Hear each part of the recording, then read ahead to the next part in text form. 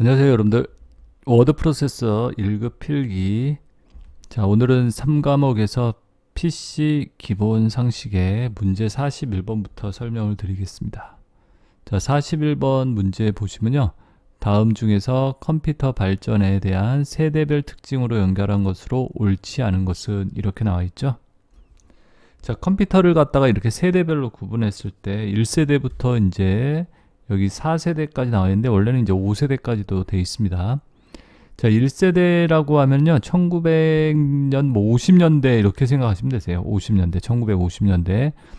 자, 그래서 처음 컴퓨터가 만들어진 세대. 그래가지고 1세대 때는 일괄 처리 시스템이 도입되었다. 일괄 처리라는 게 뭐다, 여러분들? 일괄이라는 말이 뭐죠? 배치 프로세스, 영어로 배치라는 말로 쓰이는데요. 한꺼번에 데이터를 모아서 처리하는 걸 일괄이다 라고 얘기해요. 일괄 처리. 그죠? 한꺼번에 데이터를 모아서 처리한다. 그러니까 우리가 빨래 같은 것들, 어머님들이 빨래를 하실 때 어떻게 하죠? 빨래가 이렇게 모여야지 그걸 갖다 한 번에 세탁기에 돌리지. 일괄 처리예요.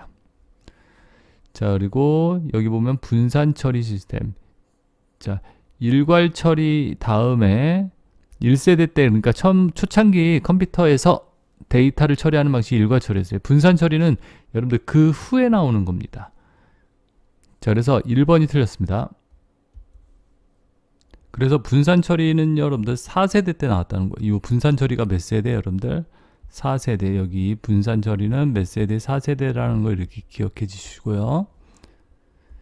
자, 그래서 1번이 틀린 답. 알겠죠? 답은 몇 번? 여러분들 우선 1번이라고 이렇게 체크를 해 주시고, 1번. 자, 그래서 1세대. 컴퓨터가 처음 만들어진 1950년대라고 이렇게 이해하시면 된다고 그랬죠? 일괄 처리 시스템. 그 다음에 이건 하드웨어 중심이었다. 그 다음에 2세대 때 이제 2세대가 이제 1960년대 이렇게 생각하시면 되겠죠. 2세대 때 이제 2세대 때 운영체제가 도입되었다. 오퍼레이팅 시스템 운영체제. 여러분들이 쓰는 지금 뭐 윈도우 이런 게 운영체제라고 그러죠. 그런 운영체제가 도입이 되었고요. 고급 언어가 개발이 되었다. 여러분들 고급 언어는 뭐다? 여러분들 사람이 사용하는 언어. 우리 프로그램 언어라고 들어보셨죠? C 언어, 뭐 자바 이런 언어들이라고 그러죠. 얘네들을.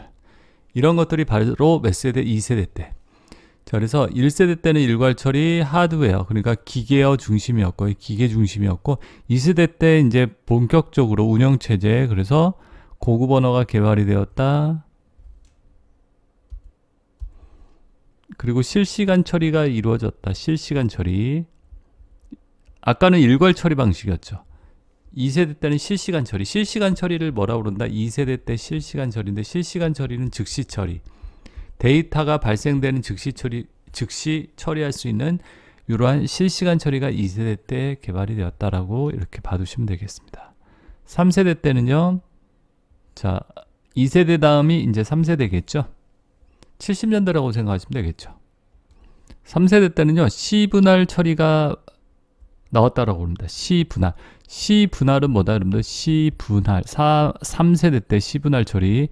시간을 분할해서 여러분들 시간을 여러 개 이렇게 시간을 쪼개가지고 여러 개의 작업을 동시에 수행할 수 있게 하는 이러한 방식이 C분할 처리라고 그래요. 그러니까 여러분들 네이버 또는 뭐 다음이라든지 구글이라든지 거기에 나 혼자 연결해서 사용하는 것처럼 느껴지잖아요. 근데 그렇지는 않겠죠.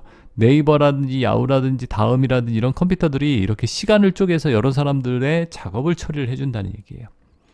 그래서 3세대 때 C분할 처리가 도입이 나타났었고, 그 다음에 MIS 도입이라고 있죠. 경영정보 시스템이라고 그래요. 경영정보 시스템. 경영에 이제 도움을 줄 수 있는 이러한 경영정보 시스템이 몇 세대? 3세대 때 도입이 되었다라고요. 그리고 마지막 4세대 이렇게 나와 있죠. 자, 4세대 때는 여러분들 보시면 요 좀 내용 좀 지워놓고요. 여기 4세대. 4세대는 개인용 컴퓨터의 개발, PC라고 그러죠. PC. 퍼스널 컴퓨터. 개인용 컴퓨터가 4세대 때, 그리고 마이크로 프로세서. 마이크로가 뭐죠? 용량이 작은 거, 크기가, 부피가 작은 걸 우리가 마이크로라고 그러죠.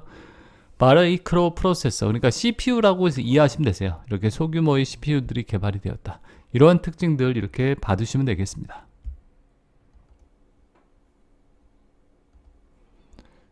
자, 그래서 여러분들 컴퓨터 세대별 발전 특징을 갖다 제가 정리한 건데요. 1세대부터 5세대까지 나눠져 있습니다. 1세대는 뭐 진공관이라는 걸 사용해서 컴퓨터를 만들었어요. 이렇게 그냥 봐두시고 기계어 저급 언어 중심이었고 일괄 처리 방식. 2세대 때는요, 트랜지스터라는 걸 사용해서 컴퓨터를 만들었습니다. 자, 그래서 2세대 운영체제가 도입되었고 고급 언어, 인간 중심의 고급 언어가 2세대 때 만들어졌다. 온라인 실시간 처리 방식이 도입되었고요. 일괄 처리 방식, 2세대 때 온라인 실시간 처리. 3세대 때 이제 직접 회로. 여러분들 반도체 소자 있죠? IC, 반도체, 그게 이제 3세대. 다중 프로그래밍 방식, 여러 개의 프로그램을 실행할 수 있는 다중 프로그램, 실시간 처리. 그래서 우리가 이제 즉시 데이터를 처리할 수 있는 이런 실시간 처리 방식. 실시간 처리가 여기 있으니까 요거는 제가 지우겠습니다. 시분할 처리 방식. 시분할 처리. 시간을 분할해서 여러 개의 작업을 처리할 수 있는 시분할 방식. 그리고 MIS라고 해서 경영정보 시스템. 경영에 이렇게 어떠한 도움을 주는 이런 시스템들을 경영정보 시스템이라고 그러거든요. MIS가 3세대 때. 4세대 때는요, 고밀도 직접 회로, LSI. 얘보다 기능이 더 좋아진 고밀도 직접 회로가 만들어졌다. 개인용 컴퓨터가 이제 4세대 때 그 분산 처리 방식, 여러 대의 컴퓨터가 분산적으로 처리할 수 있는 분산 처리, 네트워크가 발달이 되었고요. 마지막 5세대 때 초고밀도 직접 회로, 인공지능, 퍼지 이론, 전문가 시스템, 이런 식으로 이제 각 세대별 특징을 갖다 여러분들이 구분해서 알아두실 수 있도록 하십시오. 거기서 이제 주로 3세대, 4세대, 5세대를 물어보는 문제가 자주 나왔습니다. 그리고 이렇게 어떤 걸 사용했는지 칩으로 이 순서도 좀 외워두시고요. 아시겠죠, 여러분들?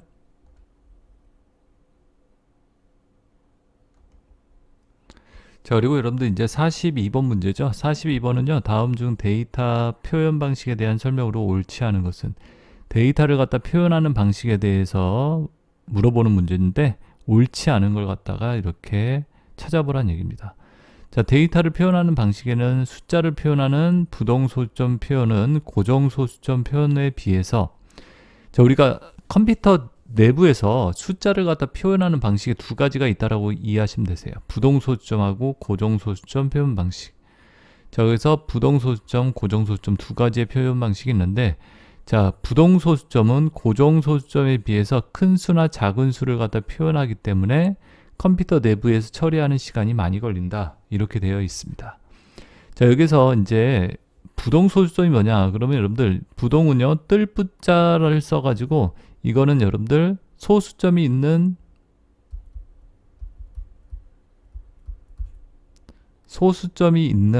큰 수, 그러니까 큰 수나 작은 수를 갖다가 이렇게 표현할 때 쓰는 방식이다라고 이렇게 알아두시면 되고요. 고정소수점은 정수를 갖다 표현할 때. 자, 그래서 부동소수점은 0.2 곱하기 10의 4승 뭐 이런 식으로 표현을 하는 거예요. 그러니까 아주 큰 수나 아주 작은 수. 고정소수점은 정수를 표현하는 방식으로서 4, 10 이런 거야. 그래서 이 부동소수점이 처리하는 데 시간이 오래 걸립니다. 아시겠죠? 그래서 1번은 맞는 말입니다. 자, 이렇게 간단하게 정리해서 알아두시면 될 것 같고요.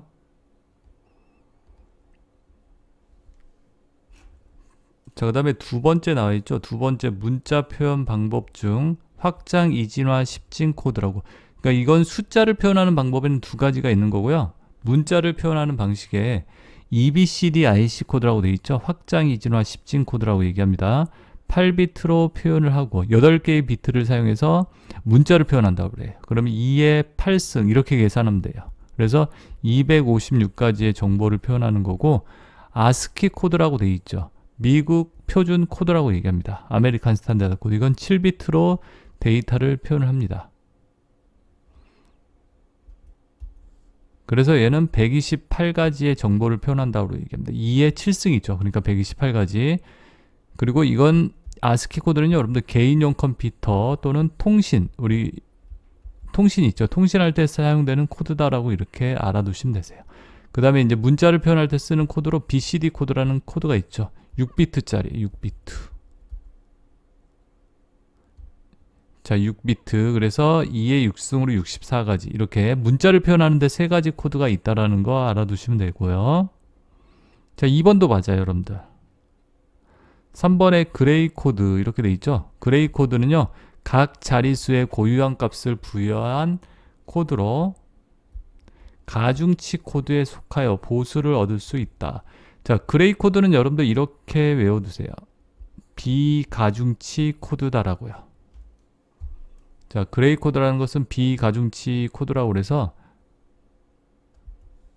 자, 그래서 그레이 코드는 어느 때 이게 사용되는 코드냐면요, 여러분들 입출력 변환이나 입력과 출력 장치 이 값들 이렇게 변환시킬 때, 입출력 장치 변환이나 AD 변환, 아날로그 디지털 있죠? 아날로그 데이터를 디지털로, 디지털 아날로그로, 이런 변환을 시킬 때 사용되는 코드다라고 이렇게 알아두시면 됩니다. 자, 그래서 여러분들 이거는 무슨 코드? 여러분들 비가중치 코드 외워두시고, 입출력 변환, 입출력 값 변환할 때 AD 변환 이렇게 외워두세요. 아시겠죠? 그래서 여러분들 3번이 틀렸습니다. 알겠죠? 3번 그레이 코드라는 거 이렇게 알아두시고, 고정소수점은 정수 표현 방식으로, 아까 이게 나왔었죠? 1번에서 구조가 간단하다, 표현 범위가 좁다. 구조가 간단하고 표현 범위가 좁다. 부동소수점 반대겠죠? 실수 표현에 적합하고 구조가 복잡, 표현 범위 넓다. 이렇게 알아두시면 돼요. 답은 3번이겠죠. 자, 여러분들 여기서 보시면요, 제가 이렇게 정리해 놓은 거 있죠? 자, 그래서 숫자 표현에는요, 부동소수점 표현 방식이 있다고 그랬죠? 실수를 갖다 표현한다. 그래서 구조가 복잡합니다. 표현 범위가 넓다. 그리고 아주 큰 수나 아주 작은 수를 표현하기에 적합한 거겠죠. 고정소수점은요, 정수를 표현할 때 쓰는 방식, 구조가 간단하고요, 표현 범위가 좁다라고 이렇게 반대로 이해하시면 되겠죠. 문자 표현에는요, BCD 코드가 있습니다. 이진화 10진 코드라고 해서 6비트짜리 2의 6승으로 64가지의 정보를 표현하고요. 아스키 코드, 미국 표준 코드라고 얘기합니다. 미국에서 만든 코드거든요. 7개의 비트로 돼 있고 2의 7승으로 128가지의 정보를 표현한다. 확장 아스키 코드가 있는데요, 걔는 8비트짜리예요. 그래서 256가지의 정보를 표현할 수 있고요. 여기 밑에 EBCD IC 코드라고 있죠. 8비트짜리로 2의 8승으로 정보를 표현한다. 대형 컴퓨터에서 사용되는 코드다라고 이렇게 알아두시면 되겠습니다. 그래서 문자 표현에 3가지 코드가 있다라는 거 여러분들이, 그리고 문자 표현에서 이 아스키 코드가 시험 문제에 잘 나오는 거기 때문에 아스키 코드 좀 잘 알아두시고요.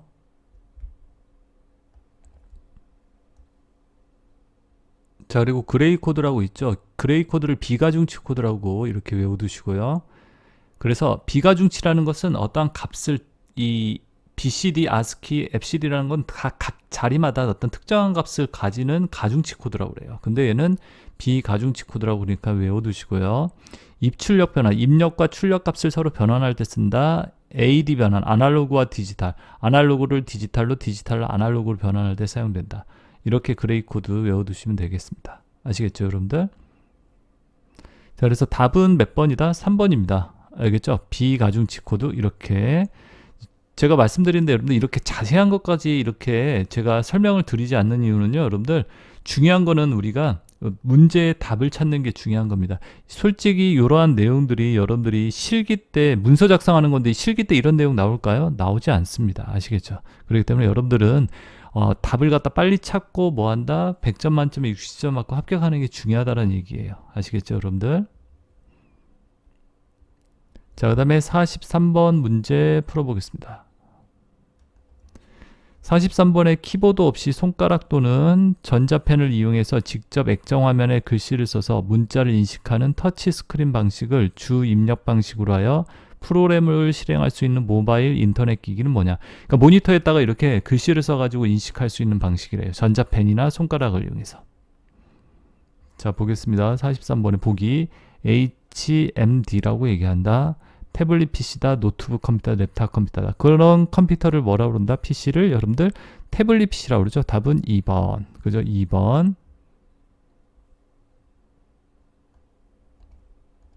자, 그래서 여러분들이 이제 태블릿 PC 같은 것들은 이렇게 손가락으로 이렇게, 핸드폰도 여러분들 핸드폰 같은 경우 터치로 이렇게 우리가 작동을 시키잖아요. 똑같아요. 그죠? 자, 44번 문제죠, 여러분들. 이제 44번에 보면요. 다음 중 아날로그 컴퓨터와 비교하여 디지털 컴퓨터의 특징으로 옳은 것은 이렇게 나와 있죠. 자, 아날로그 컴퓨터와 비교하여 우리가 사용하는 디지털 컴퓨터. 자, 여러분들이 현재 이렇게 사용하고 있는 그러니까 일반적으로 사용하고 있는 현재는 이 아날로그 컴퓨터도 현재 사용하는 컴퓨터니까 자, 일반적으로 사용하는 우리 컴퓨터를 디지털 컴퓨터라고 이해하시면 되세요. 그러니까 디지털이라는 데이터를 사용하는 이러한 컴퓨터다 이 뜻이에요. 아날로그는 이렇게 파형 같은 걸 아날로그라고 얘기를 하죠. 그래서 디지털 컴퓨터의 특징으로 옳은 것은 입력 형태는요, 전류, 전압, 온도, 속도 등이 가능하다. 입력 형태로. 입력으로 이러한, 이게 아날로그 파형이죠, 여러분들. 전류, 전압 이런 것들. 그래서 1번은 아날로그 컴퓨터에 대한 설명입니다. 자, 그래서 옳은 것 찾는 거예요. 디지털 컴퓨터에. 이건 아날로그. 1번은 아니겠죠? 두 번째, 논리회로를 사용하여 프로그래밍이 필요하다. 논리회로를 사용하며 프로그램을 갖다 사용해야 한다. 이건 뭘까요, 여러분들? 디지털 컴퓨터. 우리가 사용하는 디지털 컴퓨터는요, 여러분들, 논리회로라는 회로를 사용하고요. 뭐가 필요하다, 여러분들? 프로그래밍이 필요하다. 프로그램이 있어야 한다는 얘기예요. 당연하겠죠. 프로그램이 없으면 뭐 한다, 여러분들? 사용할 수 없죠. 자, 그래서 2번이 디지털 컴퓨터. 답은 2번이겠네요. 2번. 그죠? 그리고 아날로그 컴퓨터는요, 논리회로가 아니라 아날로그 컴퓨터는 증폭회로를 사용한다라고 이렇게 알아두시고, 증폭회로.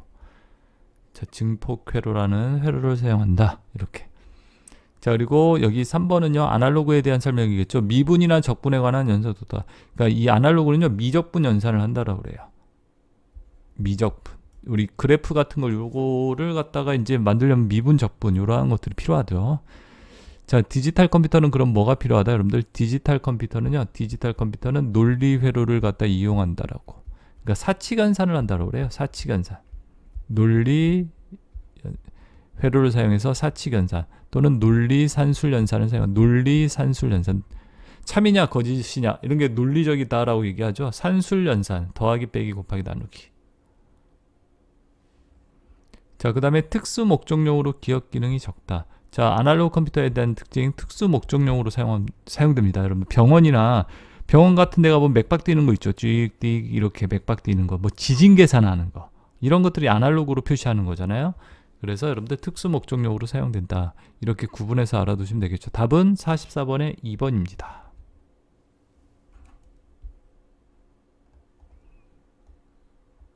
자, 여러분들. 자, 아날로그와 디지털 컴퓨터 비교한 거 제가 이렇게 정리를 해놨습니다. 보시면 입력은 아날로그 컴퓨터예요. 이게 전류, 전압, 온도 등을 사용하고 디지털은 수치와 문자. 우리가 쓰는 일반 컴퓨터라고 그랬죠. 출력은 곡선이나 그래프. 우리가 쓰는 컴퓨터는 수치, 문자. 연산은요, 미적분 연산을 한다고 논리, 산술 연산을 한다. 정밀도는 이게 제한적이에요. 아날로그가요. 그리고 디지털 컴퓨터는 필요한 한도까지. 알겠죠? 프로그램은 불필요합니다. 아날로그 컴퓨터는 여러분들 제가 말했죠. 이렇게 지진 계산하거나 병원에서 이렇게 맥박 뛰는 거 있죠? 이게 아날로그 컴퓨터예요. 자, 그래서 프로그램이 필요하지는 않다. 우리가 쓰는 컴퓨터는 프로그램 반드시 있어야죠. 주요회로, 증폭회로, 논리회로, 목적은 아날로그는 특수 목적, 여기는 일반용으로 사용된다. 자, 이렇게 아날로그와 디지털 컴퓨터를 이렇게 비교한 걸 갖다 여러분들이 알아두시면 되겠고요. 자, 이 내용들은 제가 여러 번 제 영상에서도 말씀드렸지만요. 제 블로그에다가 올려드릴 테니까 여러분들이 이 블로그에서 참고하시면 되겠죠. 블로그 제가 적어드릴게요. 그리고 여러분들 구독 안 하시는 분들은 구독을 꼭 해주시고, 알겠죠? 좋아요도 눌러주시고, 또한 시간이 되시면 댓글도 남겨주셔가지고 응원도 해주시고요. 아시겠죠? 자, 44번의 답은 그래서 몇 번이다? 2번. 아날로그 컴퓨터가 비해야 디지털 컴퓨터의 특징. 2번. 이제 45번 문제네요. 자, 46번은요, 여러분들. 45번이죠. 죄송합니다. 45번은 컴퓨터에서 CPU에 있는 레지스터에 관한 설명으로 옳지 않은 것은, 자, CPU 안에 있는 레지스터라는 게 있죠. 레지스터에 관한 설명으로 옳지 않은 것. 자, 레지스터가 뭐냐? CPU 내부에서 처리할 명령어나 연산의 중간값을 일시적으로 기억한다. 그죠? 레지스터들을 갖다가 그래서 레지스터를 뭐라고 그런다? 임시 기억 장치라고 했죠. 임시 기억 장치. 그러니까 CPU 안에서 데이터들, 명령어들을 갖다 임시로 기억하는 장치가 어디냐? 바로 레지스터다라는 거. 그리고 메모리 중에서 어떻다? 여러분들 가장 빠르다. 그래서 가장 빠른 기억 장치가 뭐냐? 그러면 레지스터입니다. 레지스터. 플립플롭이라든지 레치들로 연결하여 구성된다. 플립플롭, 레치 이런 것들로 구성이 된다라고 얘기하고, 플립플롭은 뭐냐면 1비트 기억 소자예요. 1비트이죠. 0 또는 1을 1비트라고 그러죠. 이런 걸 기억하는 기억 소자를 갖다 기억 장치를 플립플롭이라고 그러거든요. 레치도 같은 말이다, 같은 거라고 이해하시면 될 것 같아요. 플립플롭이나 레치들로 구성되어 있다라고요. 4번이 여러분들 틀린 말인데요. 운영체제의 실행 정보를 기억하고 관리한다. 운영체제의 실행 정보를 기억하고 관리한다.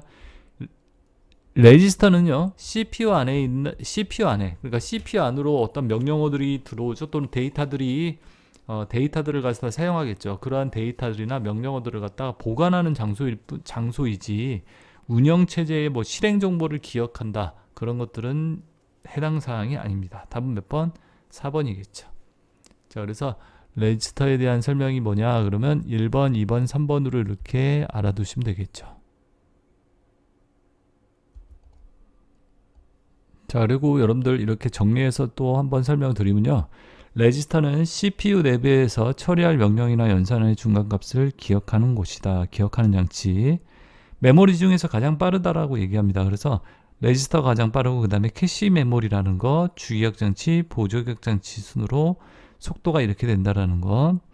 플립플롭이나 레치들로 구성되어 있다. 뭐 플립플롭, 레치를 몰라도 상관없는데요. 그냥 이렇게 내용을 갖다가 요약해서 알아두면 되겠죠. 레지스터에 대해서.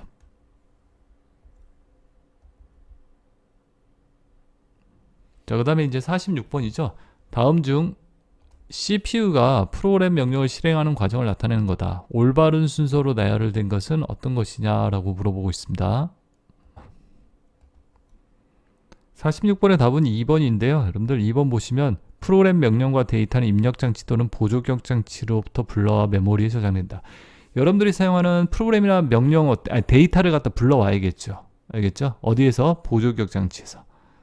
그리고 제어장치가 메모리로부터 명령어를 가져와서 레지스터에 넣는다. 자, 제어장치라는 것은 명령을 내리고 지시를 내리는 장치라고 그래요.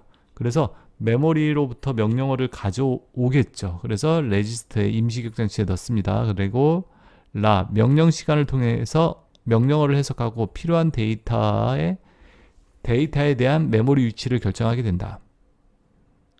그리고 제어장치가 데이터의 메모리에서 연산장치로 옮긴다. 제어장치에서 이제 연산장치로 옮겨서 연산을 하겠죠. 어떤 계산을 한다든지 그런 작업들을 그 다음에 ALU가 뭐다 여러분들? 연산장치라고 그러죠. 논리 산술 연산을 실행한다. 그리고 마지막으로 연산 결과는 메모리 또는 레지스터에 저장이 되게 한다. 답은 그래서 2번이에요. 자, 그래서 이런 문제들은 그냥 답만 체크하고 명령이 이렇게 처리가 되는 거구나 라고만 알아두시면 되겠습니다. 그래서 46번의 답은 2번.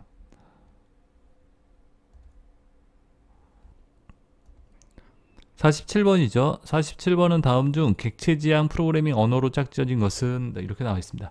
객체지향 프로그래밍 언어다라고 되어 있는데, 객체지향은 여러분들 이 프로그램 만드는 방법에 두 가지가 있다라고 생각하면 돼요. 절차지향적인 언어가 있고요. 절차적 지향.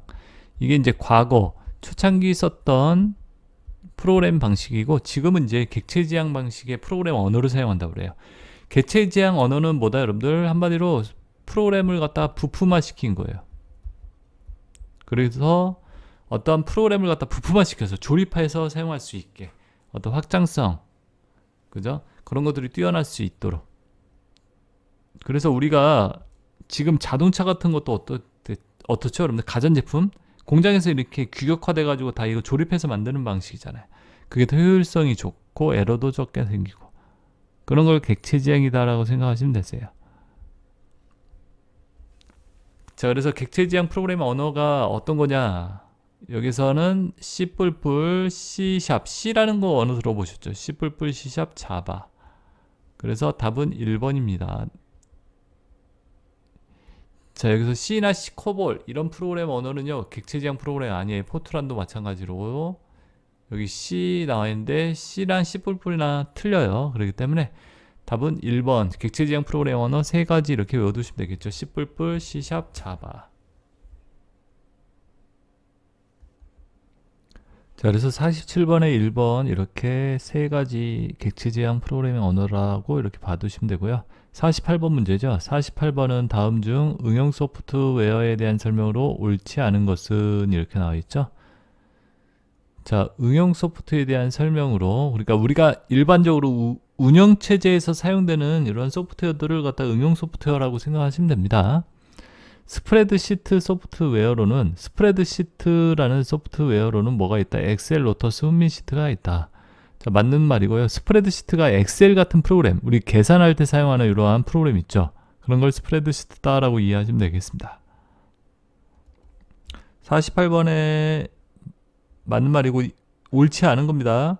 쉐어웨어는 자, 쉐어웨어는 무료로 사용할 수 있으며 누구나 자유롭게 사용하고 수정 및 배포할 수 있는 소프트웨어를 갖다가 얘기한다. 자, 쉐어웨어가 아니라 무료로 사용할 수 있고 누구나 이렇게 사용할 수 있는 프로그램. 이건 프리웨어라고 얘기해요. 프리웨어. 알겠죠? 답은 2번이 틀렸어요, 여러분들. 쉐어웨어는요. 쉐어웨어라는 것은 일정 기간 동안 무료로 사용하는 거. 일정 기간 동안만 무료로 사용하고 일정 기간이 끝나면 여러분들 구입해서 사용한다. 알겠죠? 그게 쉐어웨어다라고 이렇게 이해하시면 되겠습니다. 답은 그래서 몇 번이요? 2번. 프리웨어 무료로. 그죠? 전자출판 소프트웨어. 전자출판은 책 만드는 프로그램, 페이지 메이커, 쿼크 익스프레스. 자, 이런 게 이제 전자출판에 쓰이는 프로그램이고요. 데이터베이스 관리 시스템. 자, 데이터베이스 관리 시스템을 영어로는 DBMS라고 얘기해요. 그러니까 데이터 관리해주는 프로그램들 이런 것들. 자, 데이터의 중복성을 최소화할 수 있다. 맞는 말이고요, 여러분들. 자, 그래서 이렇게 데이터 관리 프로그램을 이용하면 데이터의 중복성을 최소화한다.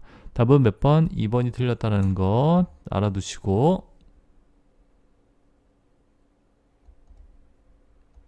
자, 그래서 이렇게 간단하게 쉐어웨어, 프리웨어에 대한 프로그램 정의 이렇게 해봤습니다, 여러분들.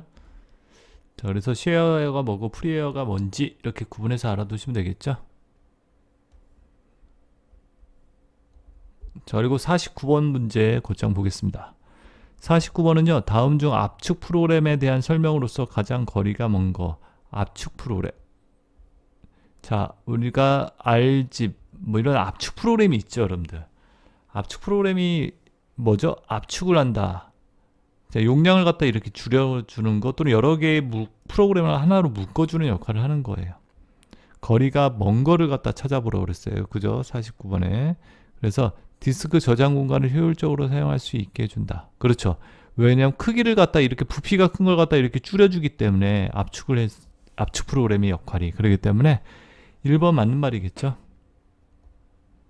2번 데이터 이동과 전송 시의 시간과 비용을 아껴준다. 절약해준다.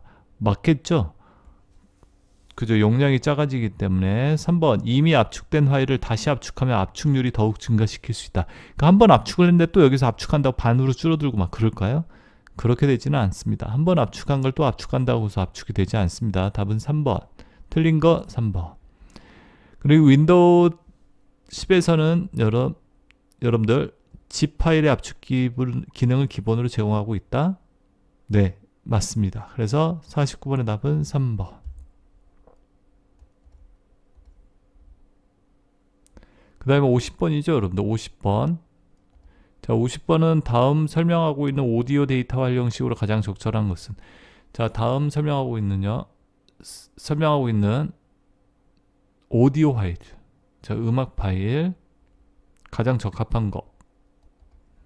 자, 오디오 파일 중에 설명 보시면 전자악기 디지털 인터페이스를 의미하며 컴퓨터 사이에서 음정과 같은 연주 정보를 교환하기 위한 데이터 전송 교육이다. 그러니까 여러분들 컴퓨터에서 악기 소리 있죠. 뭐 드럼 소리, 기타 소리 여러 가지 악기 소리를 낼 수 있는 규격 파일이다.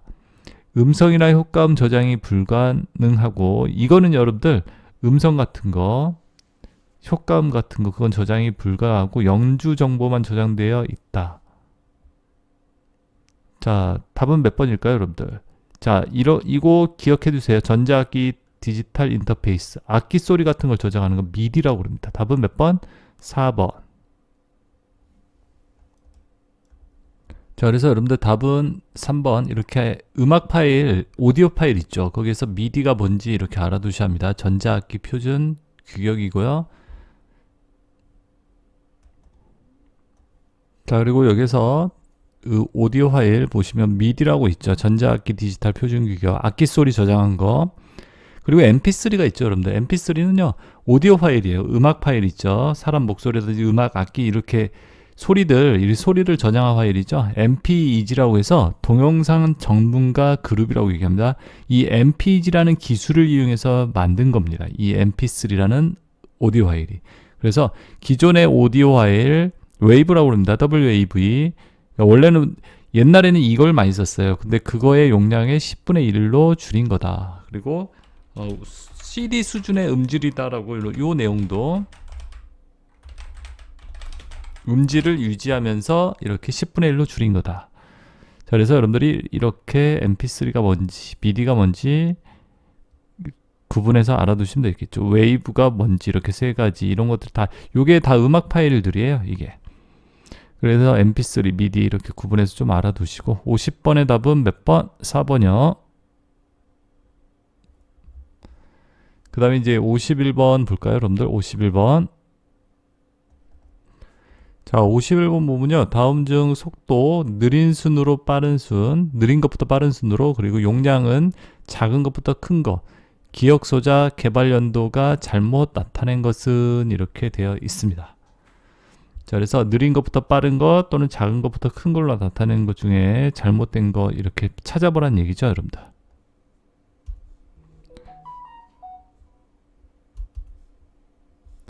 자, 여기 보시면 이제 첫 번째 ms 나와 있죠. 밀리세컨드라고 얘기합니다. 처리 속도. 이건 처리 속도를 나타내는 단위거든요.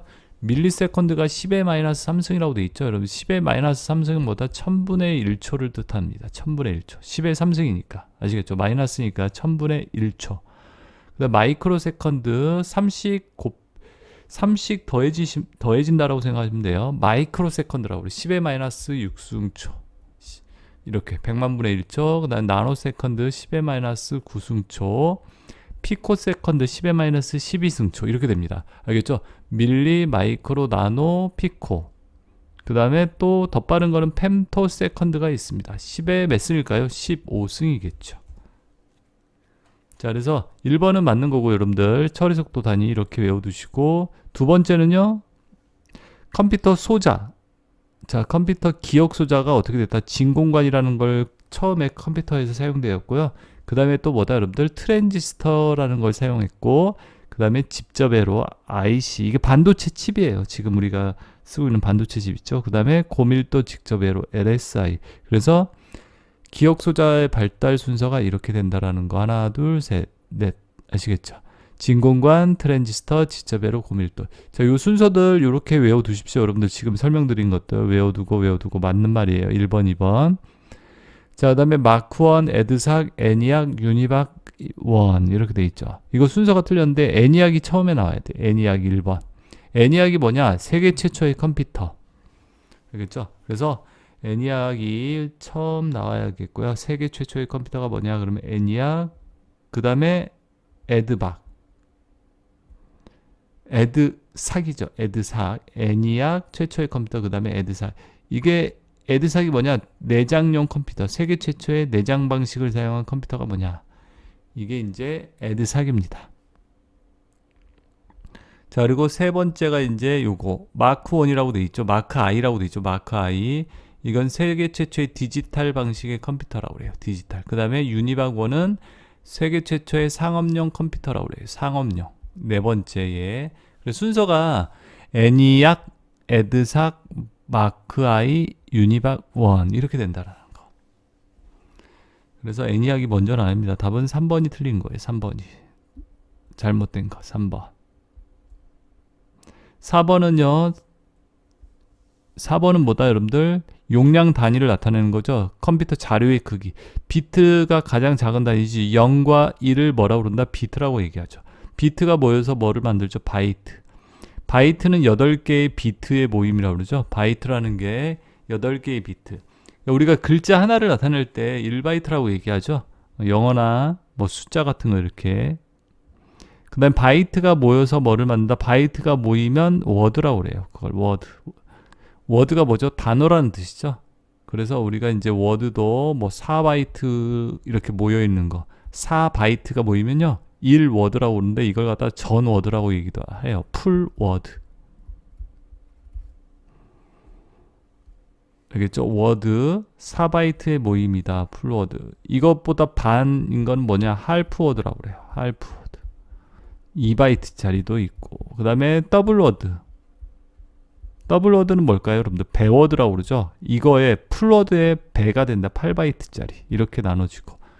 워드가 모이면 뭐라고 그런다? 필드라고 그래요. 필드. 우리말로 항목. 국어 항목, 영어 항목, 수학 항목 그러죠? 그런 항목을 얘기하고 항목이 모여서 뭐를 만든다? 레코드. 그러니까 국어, 영어, 수학이 이렇게 모이면 이걸 레코드라고 얘기하는 거죠. 레코드가 모여서 파이. 자, 그래서 여러분들이 이 단위들은 1번, 2번, 4번 같은 단위들은 좀 알고 계셔야 합니다. 아시겠죠? 답은 틀린 거 3번.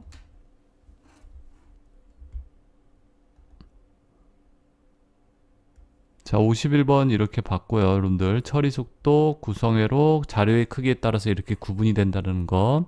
자, 여러분들이 이렇게 알아두시면 좋겠고요. 시험에 잘 나왔던 부분이니까 알아두세요. 자, 52번 넘어가 보겠습니다. 52번. 자, 52번은요. 다음 중 OSI 7계층 구조에서 각 계층에 해당되는 프로토콜로 옳지 않은 것은 이렇게 나와 있습니다. 자, OSI 7계층이라고 해서 여러분들 우리가 요 OSI 7계층이라는 걸 갖다가 외우기가 상당히 힘들어요. 자, OSI 7계층은요. 오픈 시스템 인터페이스라고 해서 개방형 시스템 간 상호 접속이라고 얘기합니다. 개방형 시스템 간 상호 접속.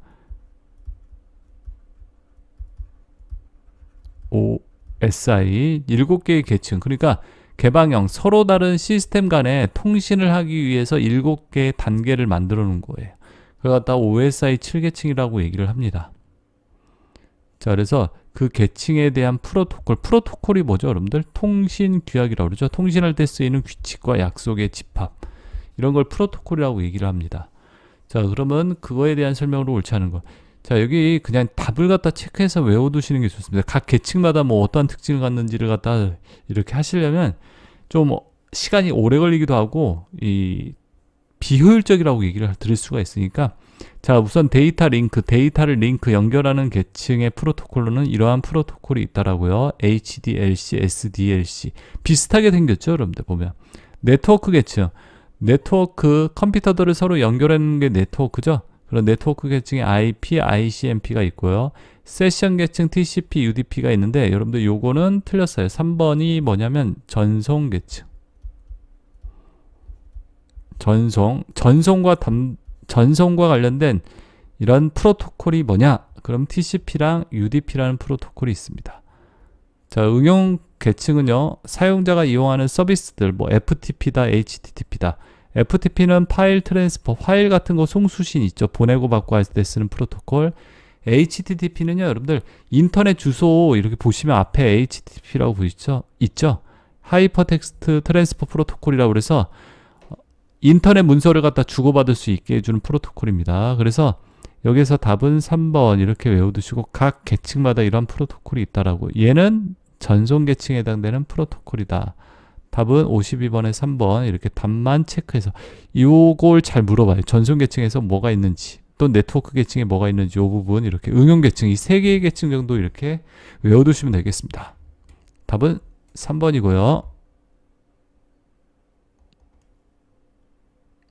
자, 그래서 52번까지 문제 풀어봤죠. 그 다음에 53번 이렇게 내려가 보겠습니다. 53번. 자, 이제 53번은요. 여러분들 다음 보기에서 설명하고 있는 해킹 방법으로 옳은 것은 이렇게 나와 있습니다. 해킹하는 방법. 자, 요 해킹 방법은 뭐냐라고 이렇게 트러스트 관계가 맺어져 있는 서버와 서버가 정보를 제공하는 컴퓨터죠. 클라이언트 정보를 이용하는 컴퓨터. 확인한 후 클라이언트에 도스 공격을 하여 연결을 끊은 다음에 뭐 이렇게 메시지나 이런 걸 폭탄 메시지를 보내서 연결을 끊어버리는 거예요. 갑자기 많은 양의 데이터를 보내서 공격자가 클라이언트의 IP 주소를 갖다 인터넷 주소를 확보한 다음에 서버의 실제 클라이언트처럼, 그러니까 이 서버의 실제 클라이언트가 아닌데 클라이언트인 것처럼 접근을 해서 패스워드 없이 접근하는 이러한 방법. 자, 이걸 뭐라고 그런다 여러분들? 이게 남을 갖다 이게 속이는 거죠. 사용자가 실제 사용자가 아닌데 사용자인 것처럼, 이 사람인 것처럼 접근해 속이는 거. 그걸 뭐라고 그런다 여러분들? 스푸핑이라고 그러죠. 영어로 스푸핑이 속이다 이 뜻이잖아요. 그죠? 답은 1번.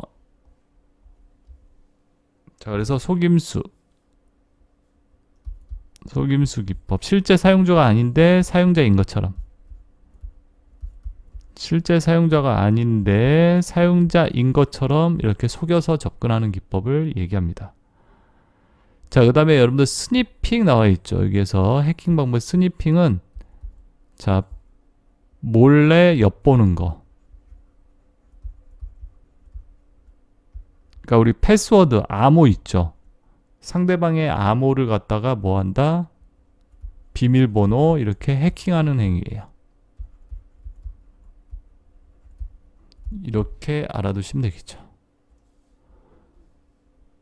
크래킹이라는 거, 크랙은 깨다 이 뜻이죠. 암호 같은 건 비밀번호를 깨버리는 거예요. 어떤 파일에 암호가 걸렸는데 그걸 갖다가 크랙이라는 걸 이용해서 깨버리는 거죠. 자, 그래서 53번의 답은 1번입니다. 자, 그래서 여러분들 이렇게 세 가지 스푸핑, 속이다, 사기치다, 어떤 구조적 결함을 이용하여 시스템 권한을 획득한 후 정보를 빼가는 거.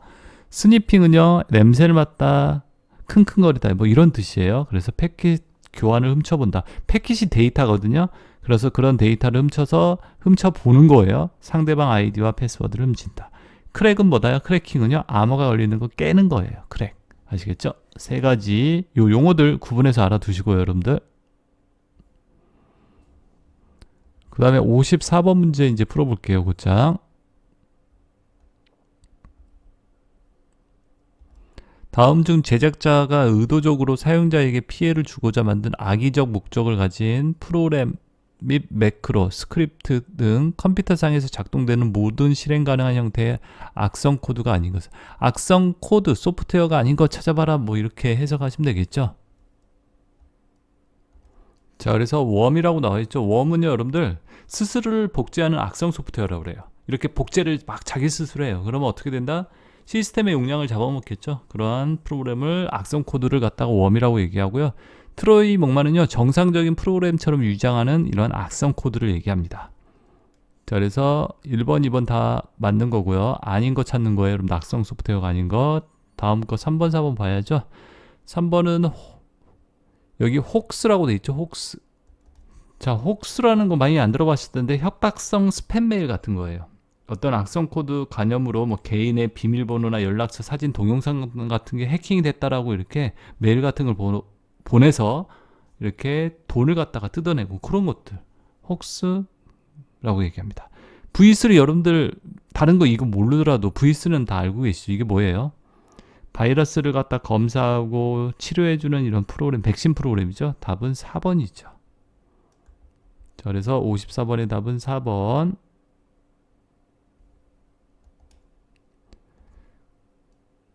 자, 여러분들 55번이죠. 자, 스마트폰의 보안 위협에 대처하는 방법으로서 옳지 않은 것은 이렇게 나와 있죠. 자, 와이파이 망에서 1번 양자 간 통신 내용을 가로채는 중간자 공격을 방지하기 위해 VPN 서비스 강화한다. 자, VPN이라고 사설 가상방이라고 얘기합니다. 자, 이런 것들을 갖다 이용하시면요, 뭐 한다 여러분들?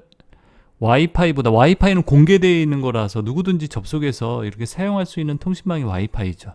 VPN은요, 이렇게 사설 통신망이에요. 한마디로 가입해서 쓸 수 있는. 그렇기 때문에 이런 거 위협에 대처하는 방법으로 옳은 거 맞겠죠.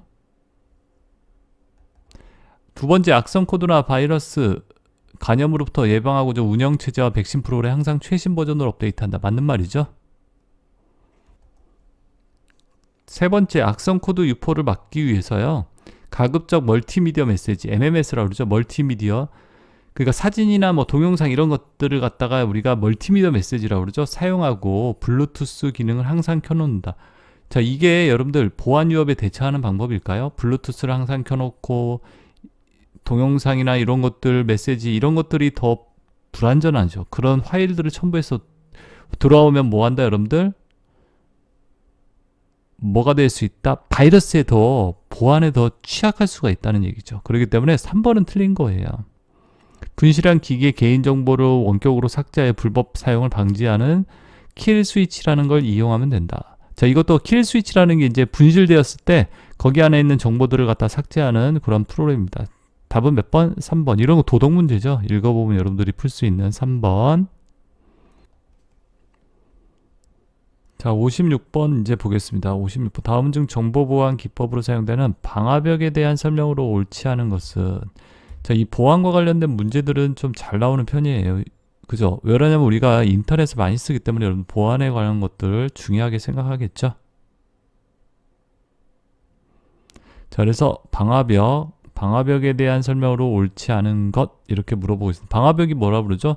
외부로부터의 어떤 불법적인 접근, 침입을 막아주는 소프트웨어나 시스템을 방화벽이라고 얘기하죠. 그래서 56번에 옳지 않은 걸 찾아보는 거예요. 방화벽에 대한 설명으로 옳지 않은 거. 외부 침입자의 흔적을 찾는 역추적 기능이 있다. 이거 맞습니다. 외부에서 누가 찾았는지 그걸 역추적할 수 있어요. 외부로부터 내부에 들어오는 인증된 패킷만 통과시키는 구조이다.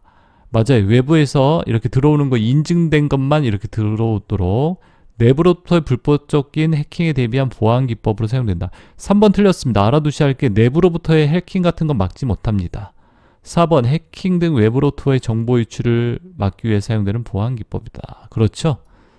56번의 답은 3번이에요. 여러분들 방화벽에 대해서 알아두셔야 돼요. 1, 3, 4번 이렇게 체크해서. 자, 그래서 방화벽에서 이 문제가 잘 나왔던 문제니까 이거 봐두시면 되세요. 내부로부터의 불법적인 해킹, 이거 대비할 수 있다 없다? 못한다라고요.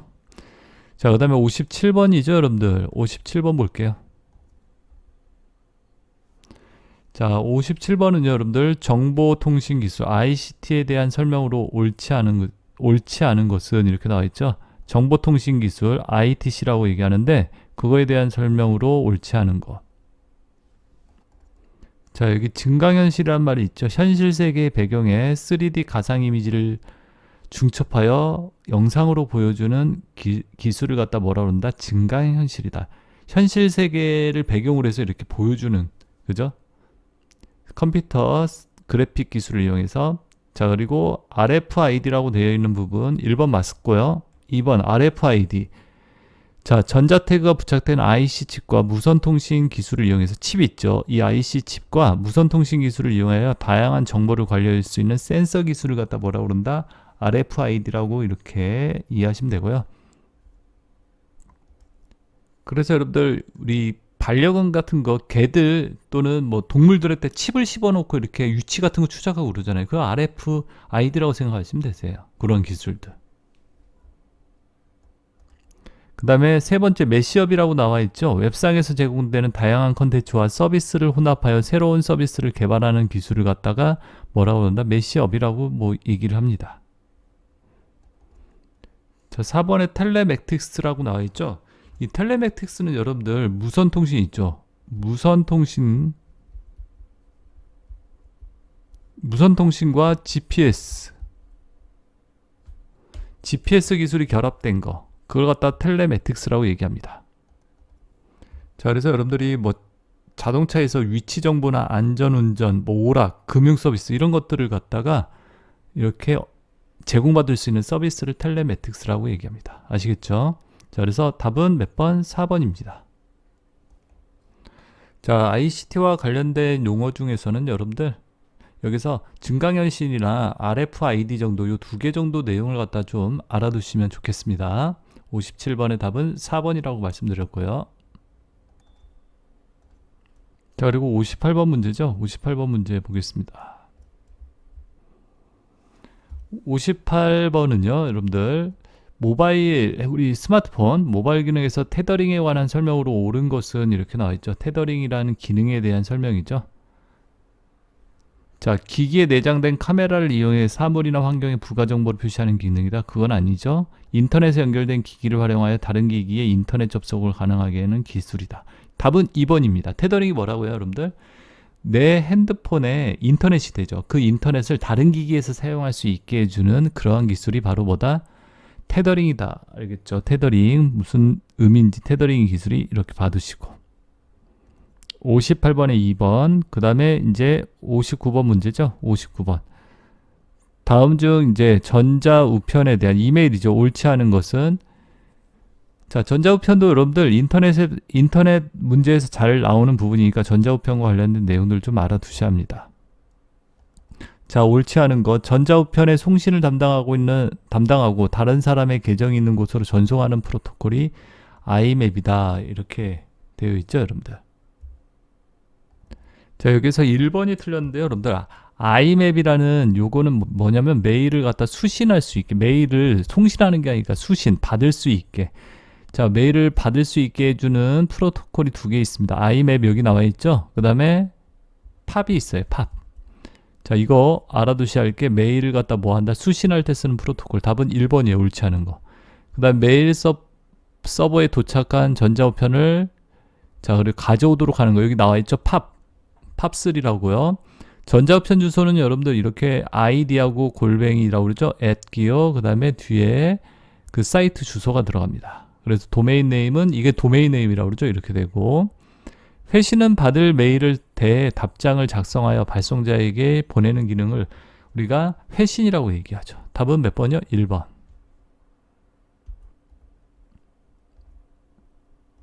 자, 그래서 여러분들 여기 보시면요. 자, 여기 보시면 메일 송신은 SMTP라는 프로토콜, 메일 수신은 IMAP, 팝3 이렇게 외워두시고요, 여러분들. 자, 마지막 60번 문제 보겠습니다. 이제 마지막 60번이죠. 다음 중 정보통신망에 대한 설명으로 옳지 않은 것은 이렇게 나와 있죠. 자, 정보통신망에 대한 설명으로 BISD에는 비동기식 전송 방식을 구축으로 넓은 대역폭을 사용한다. 자, 이거 맞고요. ISDN이라는 게 여러분들 종합정보통신망이라고 그래요. 종합정보통신망. 하나의 통신망에서 여러 가지를 갖다가 제공할 수 있는 종합정보통신망 ISDN. 자, 넓은 대역폭을 이용한다고 그래요. 이거는. 그러니까 대역폭이라는 게 도로라고 생각하시면 된다고 그랬죠. 대역폭이 넓다라는 것은 큰 도로라는 거예요. 4차선, 8차선 이렇게 도로가 큰 거. 그럼 많은 양의 데이터를 보내고 받을 수 있다. 자, 랜은요, 자원 공유를 목적으로 학교나 연구소, 회사 내 구내에서 가까운 거리를 사용하는 통신망. 가까운 거리의 컴퓨터들을 서로 연결하는 게 뭐다? 랜. 근거리 통신망이라고 얘기하죠. 근거리 통신망. 그 다음에 3번 VAN은 회선을 소유하는 사용자로부터 통신 회선을 빌려서 독자적인 통신망을 구축하고 통신 서비스를 부가하여 새롭게 구성한 통신망. 자, VAN을 뭐라고 그런다? 부가가치 통신망이에요. 그러니까 회선을 소용하고 있는 통신 사업자들 있죠. 뭐 예를 들어서 KT라든지 뭐 SK라든지 LG 이런 데에서 회선을 빌려서 이렇게 정보를 제공해주고 이윤을 추구하는 이런 통신 사업자들 있죠. VAN이라고 얘기합니다. 자, WAN은요, 전화선과 1대1로 연결한 통신망을 얘기한다. WAN은 원거리 통신망이라고 그래요. 원거리 통신망. 그래서 아주 먼 거리를 갖다가 뭐 대륙과 대륙 사이, 나라와 나라 사이 이렇게 연결한 통신망을 뭐라고 그런다? WAN이라고 얘기합니다. 그래서 LAN, VAN, 그 다음에 WAN, WAN 이 세 가지 어떠한 통신망인지 여러분들이 알고 계셔야 돼요. 아시겠죠? 요게 세 가지가 어떠한 뜻인지. 답은 몇 번? 4번이 틀렸죠? 자, 그래서 여러분들 LAN, VAN, WAN 이렇게 세 가지 근거리 통신망, 부가가치 통신망, 원거리 통신망 이렇게 세 가지 있다라는 거 아시겠죠? 거리에 따라서 이렇게 나눠볼 수 있다는 얘기예요. VAN은 거리에 따른 통신망은 아니죠, 여러분들. 어떠한 정보를 제공해주고 이윤을 추구하는 통신망. 자, 그래서 여러분들 이렇게 60번까지 설명을 드렸습니다. 60번의 답은 4번이라고 말씀드렸죠. 자, 수업 받느라 수고들 많이 하셨고 여러분들, 자, 영상이 도움이 되셨으면 구독과 좋아요도 눌러주시고요. 댓글도 많이 남겨주세요. 자, 여러분들 또 다음